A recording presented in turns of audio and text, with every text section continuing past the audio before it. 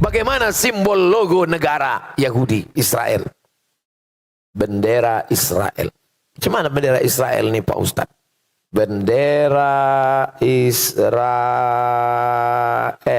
Macam mana bentuk benderanya? Pilih image. Benderanya adalah biru di atas, biru di bawah. Di tengah bintang segi 6. Ini bukan main-main, ini simbol. Apa makna biru di atas? Sungai Nil. Apa makna biru di bawah? Sungai Efrat. Di mana sungai Nil? Afrika Utara, Irak. Di mana sungai Efrat? Irak. Asia. Mereka mau membuat negara besar yang perbatasannya antara dua sungai, antara sungai Nil dengan sungai Efrat. Lalu apa makna bintang segi 6? Bintang segi 6 ini simbol kerajaan King David menurut versi mereka. Nah, jadi jangan latah nanti di mobil buat bintang segi 6. Ternyata Nabi Ibrahim ini punya istri satu lagi namanya Sarah. Sarah ini punya anak namanya Ishak. Itulah mengapa tadi waktu kita sholat subuh yang kita baca itu dua nabi.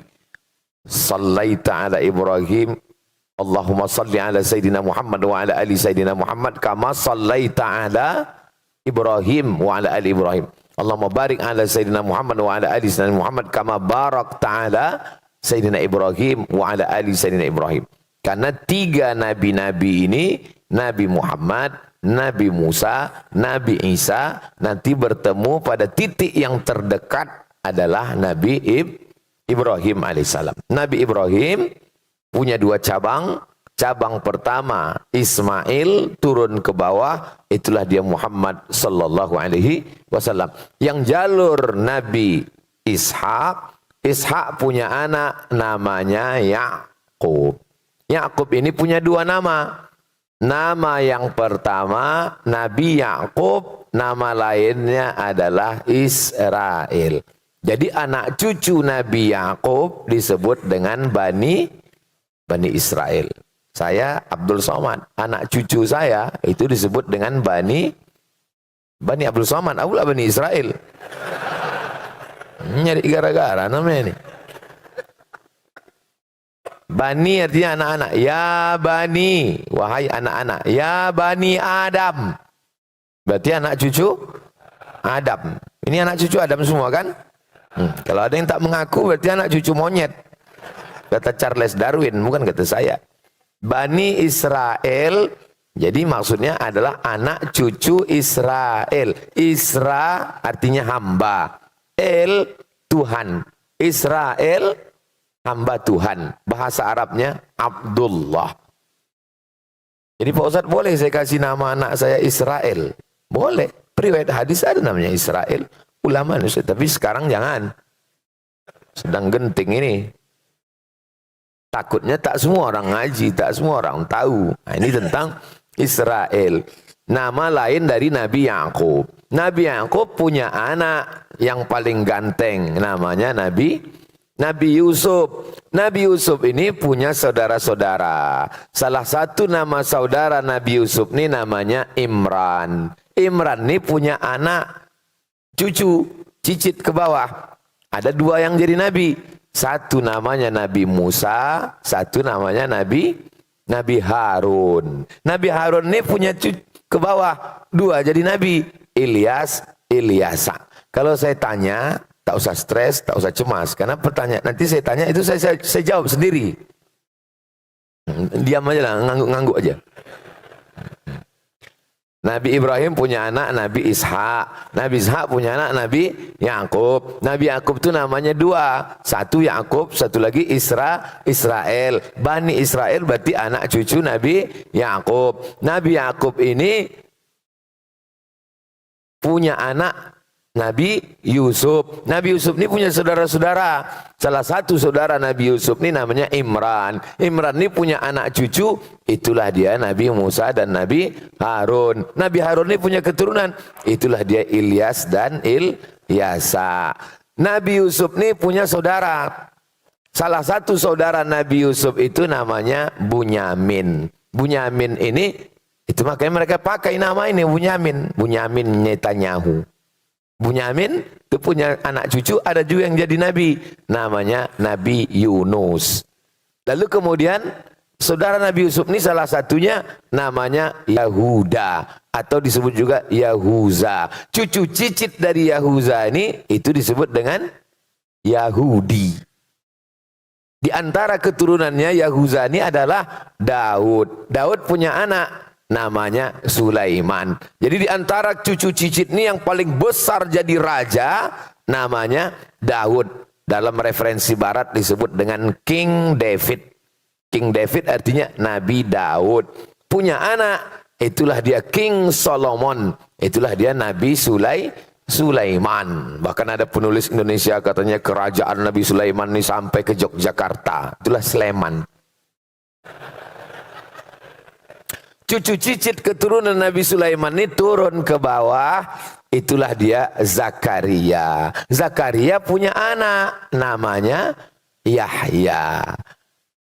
Zakaria ini punya istri, istrinya ini punya saudara perempuan namanya Hannah.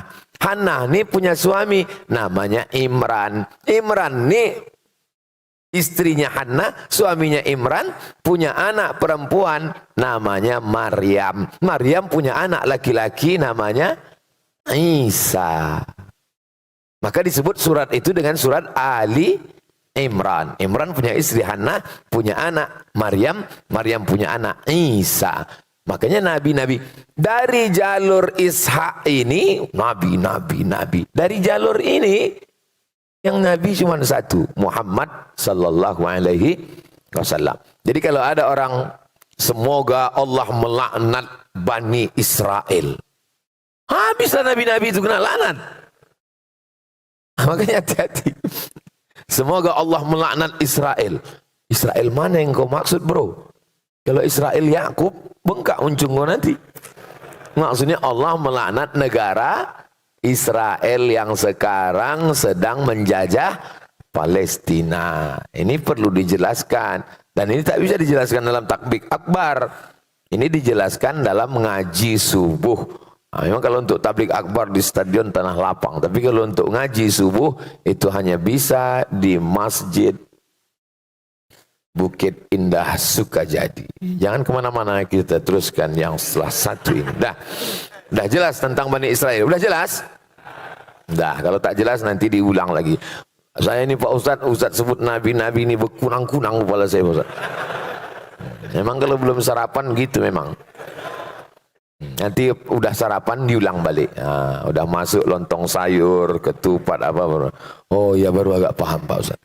Baru agak paham. Alami, normal. Nah, macam mana sifat-sifat anak cucu Israel tadi? Itulah disebutkan dalam Al-Quran. Kita bisa tahu sifatnya dari 4.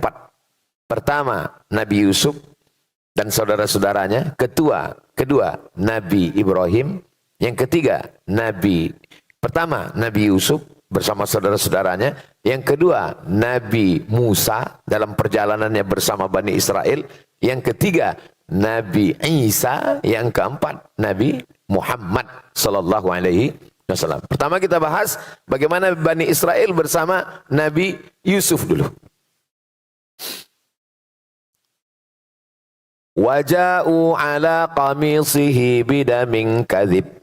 Datanglah saudara-saudara Nabi Yusuf menjumpai ayahnya. Ayah Nabi Yusuf bernama Nabi Yakub. Bidamin kadzib. Bidamin darah, kadzib bohong, dengan darah bohong. Datang saudaranya membawa baju Nabi Yusuf dengan darah bohong. Diambil mereka baju Nabi Yusuf, diambilnya darah kambing. Oh, ini kan. Habis itu dibilangnya ke ayahnya, ya adik udah dimakan serigala. Jadi apalah, ini contoh kejahatan Bani Israel. Apalah kejahatan dia? Membohongi ayah kandung. Membuang saudara kandung. Jadi orang kalau baca Quran, apa yang terjadi sekarang?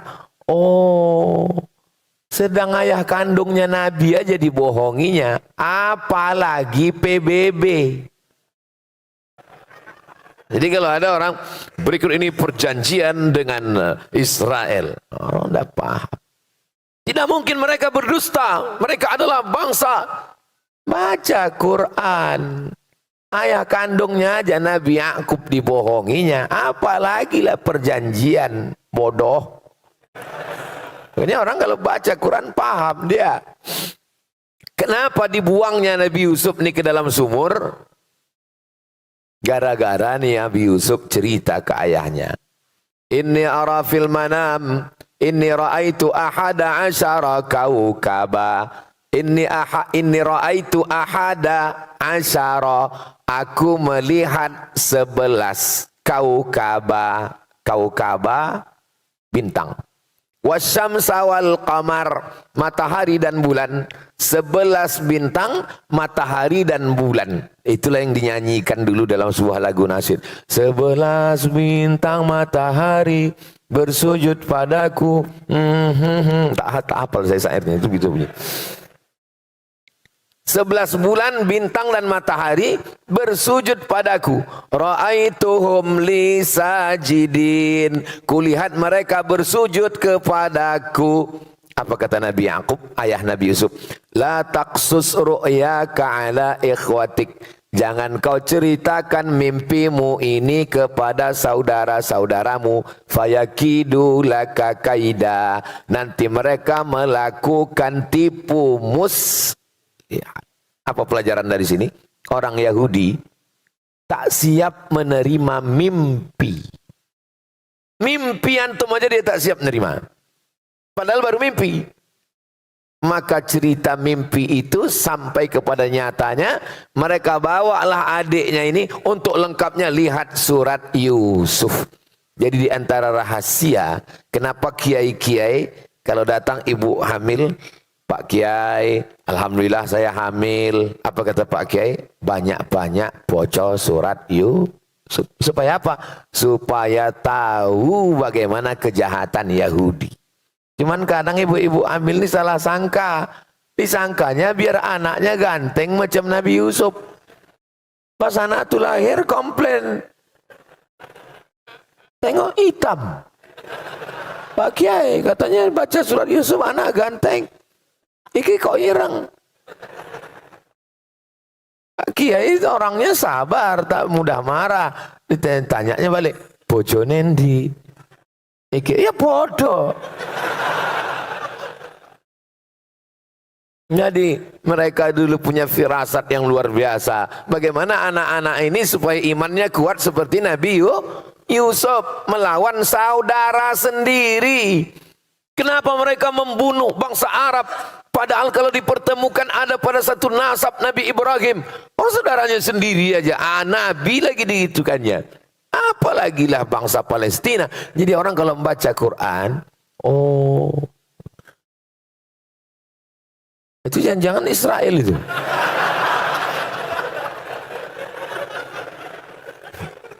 Orang kalau membaca Quran itu dia paham. Kalau dia sudah paham, dia sudah bisa bilang, oh itu udah alhamdulillah. Nah, kenapa? Kita ini sekarang perlu memahamkan umat yang tidak paham. Nah, ini tentang ulah. Itu bisa pada Nabi Yusuf. Nabi yang kedua, Nabi Musa. Itulah tadi imam kita membaca. Dibacanya kita baca. Silakan buka Qur'annya. Wa idz najainakum min ali fir'aun. Ketika kami menyelamatkan kamu hai orang Israel Yahudi yang ada di Mesir. Dari siapa? Dari Fir'aun. Karena waktu itu Fir'aun yasumunakum su'al azab. Karena Fir'aun saat itu mengazab kamu dengan azab yang paling mengerikan. Yudzabbihuna abna'akum, anak laki-laki disembelih. Wa yastahyuna nisa'akum, anak perempuan dibiarkan. Wa fi dzalikum bala'um mir rabbikum azim. Dan itu adalah ujian dari Allah yang sangat besar. Diselamatkan Allah Bani Israel. Apa balasan mereka kepada Nabi Musa alaihissalam? Ya Musa, lan nu'mina laka hatta narallaha jahrah. Wahai Musa, kami tak mau percaya kepada engkau sebelum engkau tunjukkan Tuhan itu jahrah, secara nyata. Mana Tuhan itu Musa? Mana? Saya pulang dari Maroko 2008. Sekarang sudah 2023. Berarti saya sudah tausiah selama 15 tahun. Belum pernah lagi pas saya tausiah tiba-tiba tegak jamaah. Ustaz, tunjukkan saya Tuhan itu nyata. Belum pernah. Paling-paling sejahat-jahatnya orang Melayu, pas saya ceramah, balik dia ke rumah. Itulah cuma. Tapi kalau nantang langsung, tak ada. Bani Israel, ini. Nabi Musa jadi gitu kannya. Lan nu'mina laka hatta narallaha jahra. Kami tak percaya kepada kau Musa sebelum kami melihat Tuhan itu secara nyata. Makanya saya tak pernah mengamuk kepada haters and buzzers yang menyerang di medsos. Mana pernah saya marah. Kenapa? Karena akunnya fake semua. Tidak jantan seperti Bani Israel. Bani Israel itu jantan, tegak berdiri, apa somat gitu. Belum pernah lagi. Kalau ada sinilah, aku sipak kepala kau. Membaca perjalanan Nabi Musa bersama Bani Israel mendatangkan kesabaran bagi para dai. Tapi Nabi Musa tak meninggalkan mereka. Dibawa Nabi Musa dari Mesir ke Palestina. Jumlahnya 600.000 orang. Jadi jangan 2 kali jamaah haji Indonesia. Jadi yang kalian bayangkan Nabi Musa membawa nyebrang itu cuma 3 orang. Itu nyebrang jalan. 600.000 orang. Sampai di tengah. Apa balasan Allah untuk mereka? Wa dhallalna 'alaikumul ghamama. Kami datangkan awan dari atas. Itu kan ayat yang kita baca tadi. Wa dhallalna 'alaikumul ghamama. Panas Musa. Macam mana nih Musa? Panas betul, tak ada pokok kayu. Doa Nabi Musa, diturunkan Allah awan. Wa dhallalna 'alaikumul ghamama. Sejuk. Makan Nabi Musa. Wa anzalna 'alaikumul manna wassalwa. Kami turunkan makanan dari surga. Nama makanannya manna dan salwa. Sekarang banyak pula jamaah kasih nama anak manna wassalwa. Habis dimakan orang. Apa balasan orang Bani Israel Yahudi? Beda Yahudi sama Bani Israel Pak Ustaz.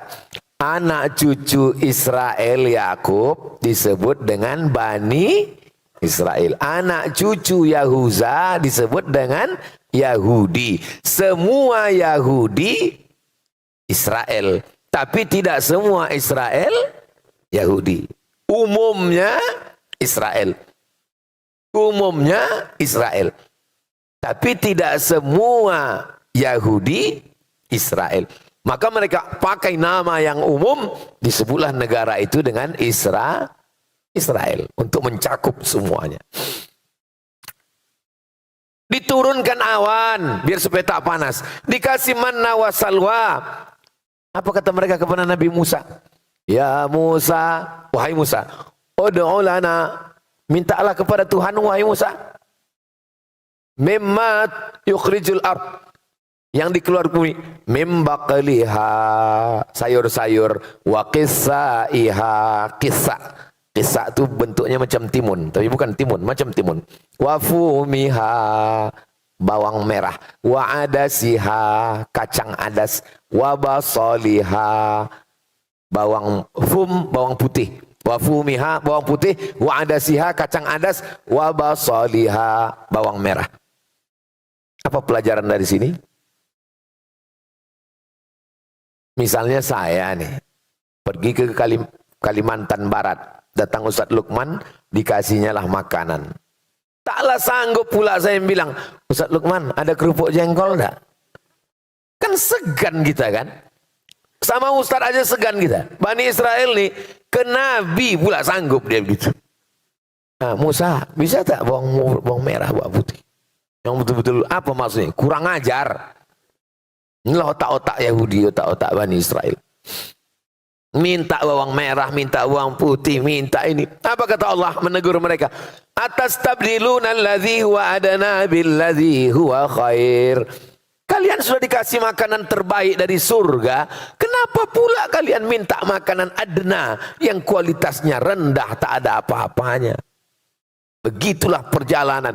Jadi berkawan sama Yahudi ini, Nabi Musa berkawan sama Yahudi ini, waktu dari Mesir ke Palestina, kalau bahasa Melayunya, diletak di belakang menando, diletak di depan menyipak.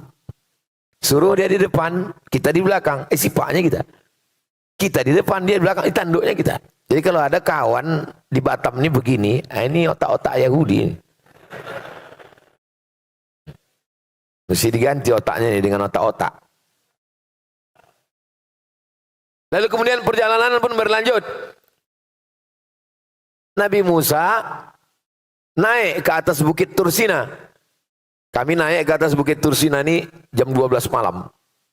Sampai ke atas, sholat subuh di atas. Banyak ketemu Yahudi. Gini ke matahari di atas. Ada sinagog di atas. Panjang umur sehat badan, nanti kita pergi ke Mesir, naik ke bukit Tursina di atas. Ongkos tanggung masing-masing. Apa yang dilakukan mereka?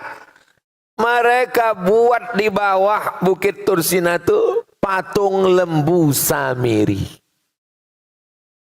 Yang ditugaskan Nabi Musa di bawah Nabi Harun. Harun, aku mau naik ke atas.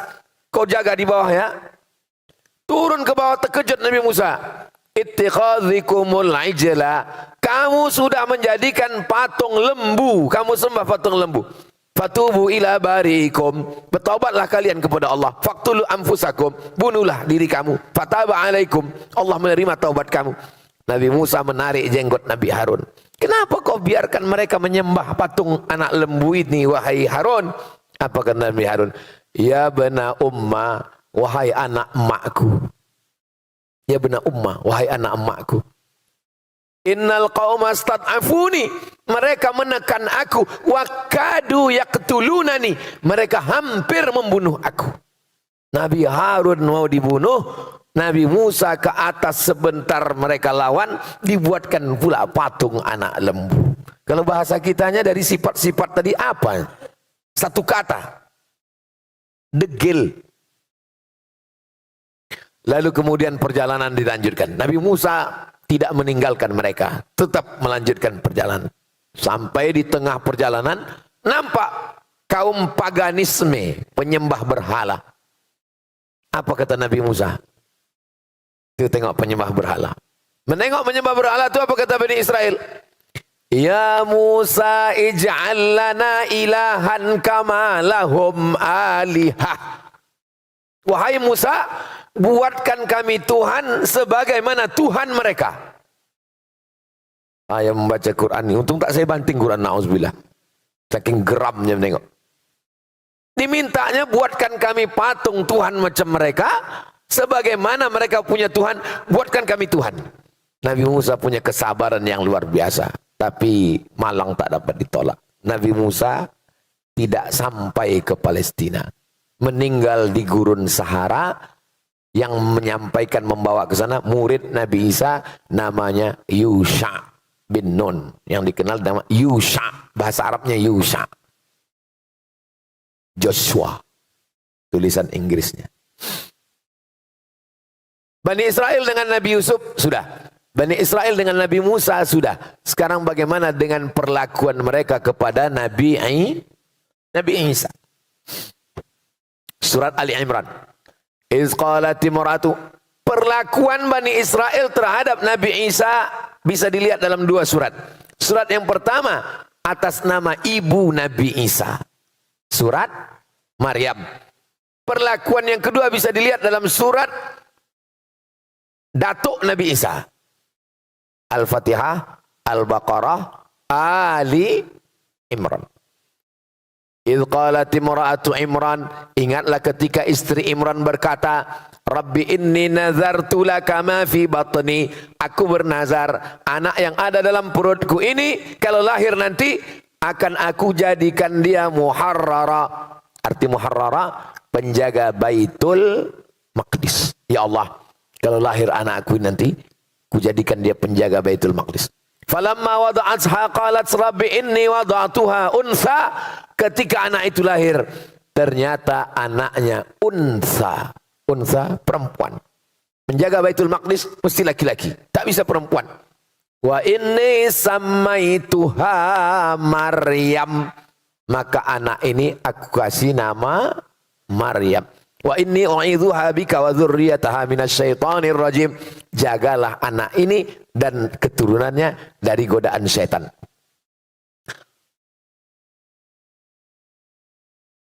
Inni samaitu Maryam wa inni u'idzuha bika wa dzurriyyataha minasyaitonir rajim. Fataqabbalaha rabbuha biqabulin hasanin wa ambataha nabatan hasana fakaffalaha Zakaria.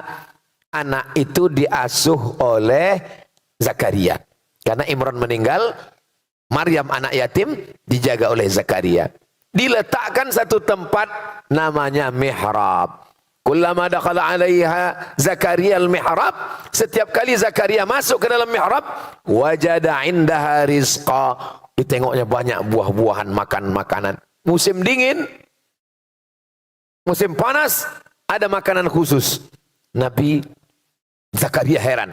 Ya Maryamu anna laki hadza. Wahai Maryam, dari mana kau dapat makanan ini?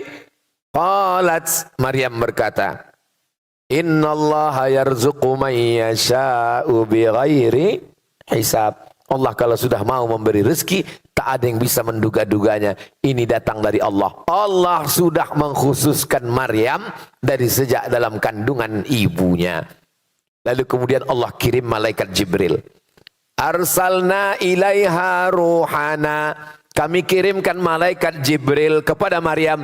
Fatamatsala laha basharan sawiyya. Dia dalam bentuk basharan, manusia. Sawiyya, yang sempurna, ganteng. Macam mana anak muda yang di Batam inilah. Begitu cara memuji orangnya. Biar tahan dia dengar ceramah lama walaupun belum sarapan. Dalam bentuk anak muda yang ganteng. Menengok anak muda yang ganteng, apa kata Maryam? Inni a'udzu birrahmani in kunta taqiyya. Aku minta perlindungan kepada Allah. In kunta taqiyya. Kalau kau takut kepada Allah, wahai anak muda ganteng, janganlah kau dekati aku. Lalu apa kata malaikat Jibril? Inni rasulu rabbiki li'ahaba laki ghulaman zakiyya. Aku diutus Allah untuk mengirimkan kepada engkau seorang anak laki-laki zakiyya, anak laki-laki yang suci. Nama anak bapak siapa? Zaki. Masya Allah. Kenapa malas mandi? Nama Pak Zakinya itu sih. Ghulaman zakiyya, anak yang suci bersih, Nabi Isa.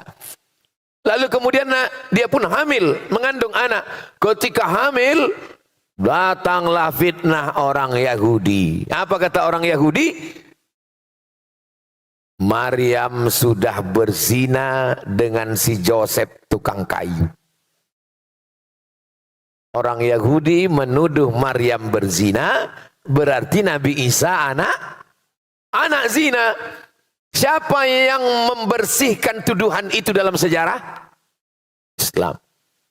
Jadi kalau kalian sekarang membela-bela Zionis Israel, maka sesungguhnya yang membebaskan, membela Nabi Isa dari tuduhan anak zina, Maryam dibersihkan dari perlakuan zina, itu yang membersihkannya adalah Nabi Muhammad sallallahu alaihi wasallam lewat dua surat, surat Maryam dan surat Ali Imran. Seandainya Quran itu buatan Nabi Muhammad, pasti dibuatnya surat Fatimah, surat Aminah, surat Khadijah, surat Aisyah, surat Abdul Muttalib. Tak ada nama surat datuknya, tak ada nama surat ibunya. Yang ada nama surat ibunya Nabi Isa dan datuknya Nabi Isa. Itu menunjukkan kedatangan dia adalah utusan Allah untuk membersihkan tuduhan-tuduhan. Apa kata Yahudi menuduh Maryam? Makana abuki mara'a sawin. Ayahmu bukan penjahat. Wa makanat ummuki baghiyya. Ibumu bukan baghiyya, WTS. Maryam, kenapa kau bisa hamil tak punya suami? Ayahmu bukan preman tengik penjahat, ibumu bukan WTS. Kenapa kau bisa hamil tanpa suami?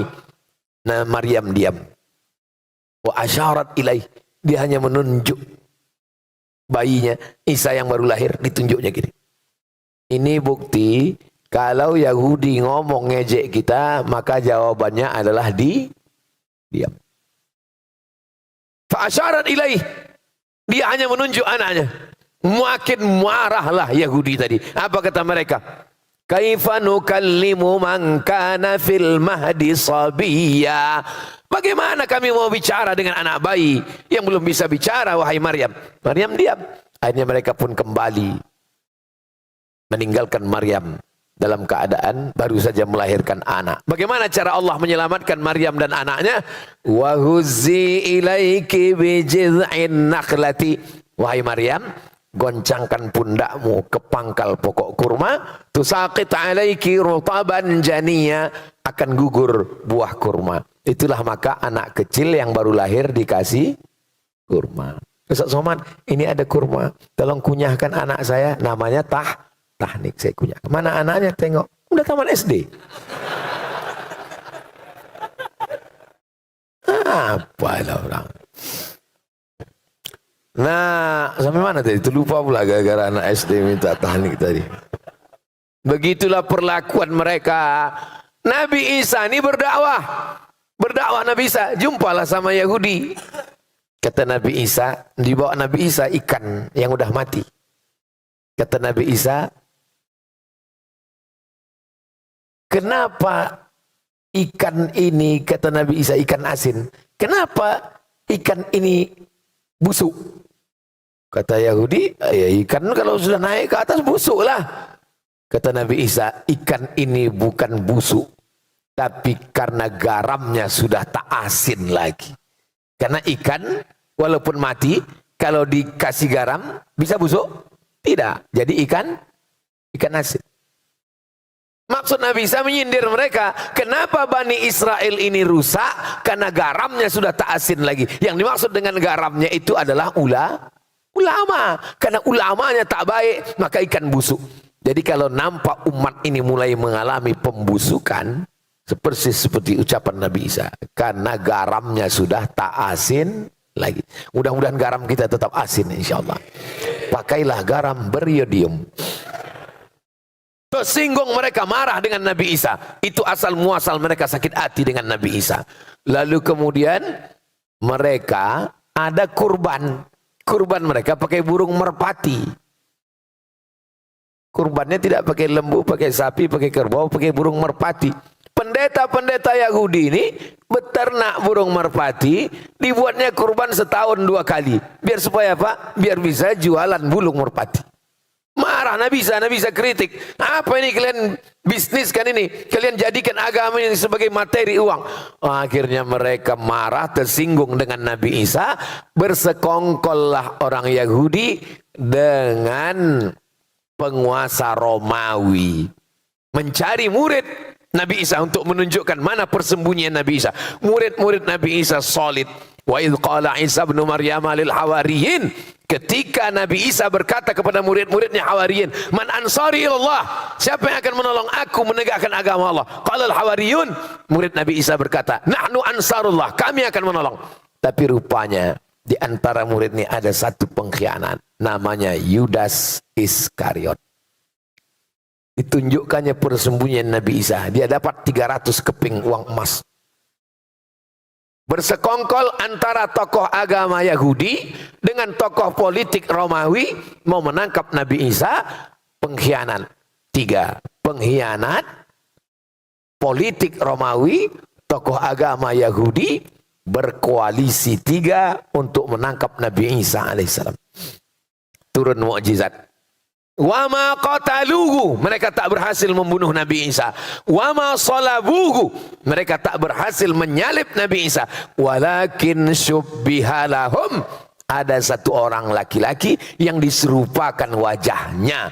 Itulah dia murid pengkhianat, namanya Yudas Iskariot. Makanya jangan jadi pengkhianat, nanti kau kena salib. Lalu di mana Nabi Isa? Barrafa'ahullah, dia diangkat oleh Allah Subhanahu wa taala. Menurut Ahlus Sunnah wal Jamaah, sebelum hari kiamat dia akan turun sekali lagi, bukan membawa agama yang baru, tapi mengikut syariat Nabi Muhammad sallallahu alaihi wasallam. Maka di antara tanda-tanda kiamat kubra adalah turunnya Nabi Nabi Isa, turunnya Al-Mahdi, turunnya Nabi Isa, turunnya Dajjal, maka itu semua adalah di antara tanda kiamat kubra. Ini tentang perlakuan mereka. Kepada Nabi Yusuf, sudah. Kepada Nabi Musa, sudah. Kepada Nabi Isa, sudah. Sekarang kepada Nabi Muhammad sallallahu alaihi. Datanglah Abu Talib membawa Nabi Muhammad berdagang. Panas. Nampak mereka ada satu rumah, gereja tua. Bernaung mereka di bawah atapnya. Tak lama keluar pendeta dari dalam. Nama pendeta itu Bahira. Bahira tak pernah keluar. Makanan dikirim, pakaiannya dicucikan orang. Karena dia di dalam tempat ibadah saja. Tapi hari itu dia keluar. Ditengoknya. Dia bertanya ke Abu Talib. Man hadha? Siapa ini? Apa itu? Habis waktu. Man hadha? Siapa ini? Kata Abu Talib, ibni, ini anakku. Kata Bahira, kalau betul kitab yang kubaca, anak ini anak yatim. Ayahnya sudah meninggal ketika dia dalam perut ibunya 2 bulan. Tersenyum Abu Talib, ini memang bukan anakku, ini anak saudaraku. Dan kita memang biasa, saya bawa ponakan saya. Ditanya orang, ini anak Ustadz? Iya, anak saya. Apakah saya bohong? Tidak. Karena keponakan itu sudah macam anak. Abu Talib terkejut. Dari mana kau tahu ini bukan anakku? Karena dalam kitab suci kami disebutkan bahwa Nabi akhir zaman, anak yatim, ayahnya sudah meninggal ketika dia 2 bulan dalam perut ibunya. Dan ada 2 tanda lagi. Ku tengok dari tadi ada awan yang menaungi dia sehingga dia tak kepanasan. Dan kulihat pokok kayu dan batu bersimpuh sujud kepadanya. Jangan bawa dia ke Syam karena di sana banyak Yahudi. Aku khawatir mereka akan membunuh dia nanti. Loh, kenapa dibunuhnya? Karena Nabi terakhir yang mereka tunggu-tunggu itu menurut mereka dari keturunan Ishak. Ternyata ini dari keturunan jelas. Falamma ja'ahum ma'arafu kafaru bih. Ketika sudah datang Nabi yang mereka kenal, mereka justru ingkar kepadanya. Kenapa mereka ingkar padahal mereka sudah kenal? Karena mereka menyangka yang datang itu keturunan Ibrahim dari jalur Ishak. Ternyata yang datang itu dari jalur keturunan Berbahagialah orang Indonesia yang tidak pernah mensyaratkan nabinya mesti keturunan orang Melayu. Ketika Nabi datang, tak ada satupun orang Melayu mensyaratkan Nabi mesti pakai tanjak. Tak ada. Tak ada orang Batak yang minta supaya Nabi itu, seandainya mereka di Sumatera Utara, saya tak mau beriman kepada Nabi Muhammad karena dia orang Arab. Saya mau Nabi itu pakai marga Muhammad Nasution, Muhammad Siregar. Semuanya bersyahadat asyhadu an la ilaha illallah wa asyhadu anna Muhammadan Rasulullah. Yahudi tak mau menerima. Walaupun ada beberapa yang menerima di Madinah. Ada namanya Husain. Ditengoknya Nabi Muhammad bersyahadat dia. Yahudi pertama yang bersyahadat ketika Nabi sampai ke Madinah namanya Husain. Dirubah Nabi namanya Abdullah bin Salam. Ada seorang anak gadis namanya Sofia. Siapa nama anak kau? Sofia. Sofia artinya bening. Anak kau siapa namanya? Sofia. Tengok beku. Mohon maaf Sofia jangan tersinggung. Mimpi Sofia ini suatu malam. Dia Yahudi.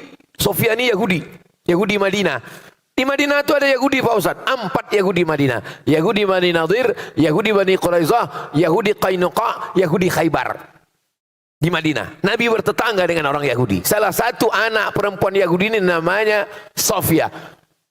Malam itu mimpi dia memangku bulan. Turun bulan itu di pangkunya. Diceritakannya ke ayahnya. Nama ayahnya Huyai. Nama atuknya Akhtab. Sofia binti Huyai bin Akhtab. Ya. Malam tadi ku tengok bulan turun, duduk di pangkuanku, ditempeleng ayahnya, keluar darah muncrat dari mulutnya. Karena orang Yahudi tahu bahwa yang dimaksud dengan bulan itu adalah Muhammad sallallahu alaihi wasallam. Bulan purnama Badar, itulah Nabi Muhammad. Makanya kalau Nabi datang kita sambut dengan Tala'al Badru alaina. Orang Yahudi pun tahu bahwa bulan purnama itu adalah Nabi Muhammad sallallahu alaihi wasallam. Ditempelengnya anaknya karena dia takut anaknya ini menikah.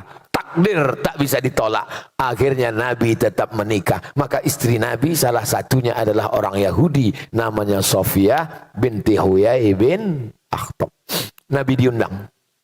Diundang oleh orang Yahudi. Nabi datang. Kira-kira kita kalau diundang Yahudi datang apa tak datang? Apa pula kalian datang?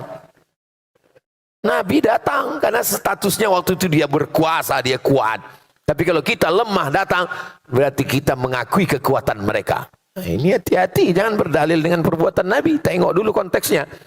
Datang Nabi ke Khaybar. Ditanya mereka, apa makanan kesukaan? Kata Nabi, kesukaan saya kaki kambing bagian depan. Kita biasanya kalau tamu kita tanya, mau kita suguhkan makanan kesukaannya. Rupanya ditanamkan mereka racun paling banyak di kaki kambing bagian depan tuh. Mau mereka bunuh Nabi Muhammad sallallahu alaihi wasallam. Begitu sampai makanan itu masuk ke mulut Nabi, langsung Jibril kasih tahu, sempat ada setetes masuk ke dalam. Hikmahnya Nabi meninggal sebagai syahid, mati syahid. Tapi sisanya dimuntahkan Nabi. Sahabat Nabi sebelah yang makan tak sempat kasih tahu, makan masuk ke dalam, meninggal rentan. Ditangkap perempuan yang Yahudi yang membagi racun itu. Kenapa kau racun Muhammad? Apa jawab dia? Aku mau ngetes, dia Nabi asli apa Nabi palsu. Memanglah otak-otak Yahudi. Nabi memaafkan. Tapi saudara keluarga yang terbunuh tadi tidak memaafkan. Maka berlaku hukum qisas dalam Islam. Yahudi pengkhianat. Mereka mengkhianati perjanjian. Berkoalisi dengan orang kafir Makkah untuk memerangi Nabi. 3 yang berkoalisi. Pertama, orang munafik. Yang kedua, orang Yahudi. Yang ketiga, orang musyrik Makkah. Padahal sudah ada perjanjian piagam Madinah. Supaya kita sama-sama jaga Madinah ya. Ya, berkoalisi dengan orang Makkah menyerang Nabi. Perang koalisi itu disebut dengan perang Ahzab. Perang Ahzab. Strateginya gali parit. Yang punya strategi namanya Salman Al-Farisi. Kata Salman, kita gali parit. Maka perang itu disebut dengan perang parit, perang Khandak, supaya kuda tak bisa melompati parit. Disebut dengan perang Ahzab karena perang koalisi partai-partai, partai musyrik, partai munafik, partai Yahudi untuk menyerang Nabi Muhammad sallallahu alaihi wasallam. Akhirnya mereka terusir dari kota Al-Madinah Al-Munawwarah. Makanya ketika presiden pertama Israel berdiri, apa kata dia? Ditariknya nafasnya. Aku mencium bau kakekku di Madinah. Apa maksud dia? Nanti kalau Israel berkuasa, dia akan mengambil kota Madinah. Bukan sembarangan. Karena dia anggap Nabi Muhammad mengambil. Padahal mereka ingkar perjanjian. Ini mesti diluruskan. Jadi jangan bayangkan Nabi Muhammad datang bawa pedang ke kota Madinah. Semua Yahudi pancung kepalanya. Tidak begitu. Baca sejarah baik-baik. Mereka tempat bertetangga selama 2 tahun. Setelah itu mereka melakukan pengkhianatan. Akhirnya terusir dari kota Al-Madinah Al-Munawwarah. Falamma ja'ahum ma'arafu kafarubi. Ketika Nabi yang sudah mereka kenal itu datang, mereka ingkar. Dan mereka itu kalau datang Nabi tak sesuai dengan keinginan mereka, fariqan kadzabtum wa fariqan taqtulun. Sebagiannya kamu dustakan dan sebagiannya kamu bunuh. Percobaan pembunuhan mereka lakukan kepada Nabi beberapa kali. Mereka curi rambut Nabi. Rambut Nabi dicuri. Mereka simpul dalam 11 simpul tali. Mereka masukkan ke dalam sumur. Mereka sihir. Karena Yahudi di antara hobinya adalah sihir. Jadi kalau ada orang di Batam nih suka sihir, berdukun-dukun, itu ada otak-otak Yahudi sedikit. Maka turunlah 11 ayat untuk membuka 11 simpul tali. Datang Jibril ngasih tahu, ini rambut Nabi sedang dicuri. Mereka simpul dalam 11 simpul tali, mereka masukkan ke dalam sumur. Turun 11 ayat. Qul a'udzu birabbil falaq min syarri ma khalaq wa min syarri ghasiqin idza waqab wa min syarri naffatsati fil 'uqad wa min syarri hasidin idza hasad. Qul a'udzu birabbin nas, malikin nas, ilahin nas, min syarri waswasil khannas alladzi yuwaswisu fi sudurin nas minal jinnati. Itu 11 ayat pembuka simpul buhul-buhul tali sihir. Dibacakan, dihembuskan ke air, ditiupkan ke wajah. Oh Pak Ustadz, kemarin waktu saya bacakan 11 ayat itu, malah ketawa yang disihir itu. Gitu dia. Masa setan ngusir setan? Rupanya bukan salah ayatnya, salah yang baca. Yang baca itu ulahnya macam setan juga. Lalu kemudian bagaimana perlakuan mereka sampai akhirnya. Begitulah perlakuan Yahudi kepada Nabi Yusuf, Nabi Musa, Nabi Isa, Nabi Muhammad sallallahu alaihi wasallam. Yang punya senjata dipakainya memerangi Nabi. Yang punya sihir dipakainya menyihir Nabi. Yang punya racun dipakainya meracun Nabi. Yang punya bibir dipakainya mengejek Nabi. Kalau orang Islam jumpa Nabi, Assalamualaikum. Orang Yahudi kalau jumpa Nabi, Assalamualaikum. Mirip. Assalamualaikum. Selamat untukmu. Assalamualaikum. Matilah kau. Suka mempleset-plesetkan. Jadi siapa yang suka mempleset-plesetkan nih? Ada otak-otak Yahudi sedikit. Nah, lalu kemudian mereka pun terusir. Terusir. Tak punya negeri. Kenapa? Karena tak ada yang suka akibat dari perbuatannya. Sampai akhirnya pada akhir 1800-an ada satu tokohnya namanya Theodor Herzl. Theodor Herzl, tokoh Yahudi, ingin membuat sebuah negara. Ide membuat sebuah negara ini datang belakangan. Theodor Herzl punya cerita. Datanglah mereka menemui Sultan Abdul Hamid. Kebetulan waktu itu Palestina di bawah kekuasaan Turki Utsmani. Dibawanya duit emas 1 koper. Wahai Sultan Abdul Hamid, kami minta membuat negara di Palestina. Apa kata Sultan Abdul Hamid? Yang diperjuangkan dengan darah tidak akan dijual dengan emas. Sakit hati mereka dengan ucapan itu. Akhirnya mereka tumbangkan Sultan Abdul Hamid. Maka habislah Turki Utsmani pada tahun 1924. Tak ada lagi penjaga Turki. 1924. Itulah maka mereka bisa masuk ke Palestina tahun 1946. Kenapa bisa masuk? Karena lemahnya kekuasaan umat Islam. Siapa yang mengasihi mereka masuk ke dalam? Karena waktu itu Palestina dijajah Inggris. Inggrislah dosanya yang paling besar memasukkan Israel ke Palestina.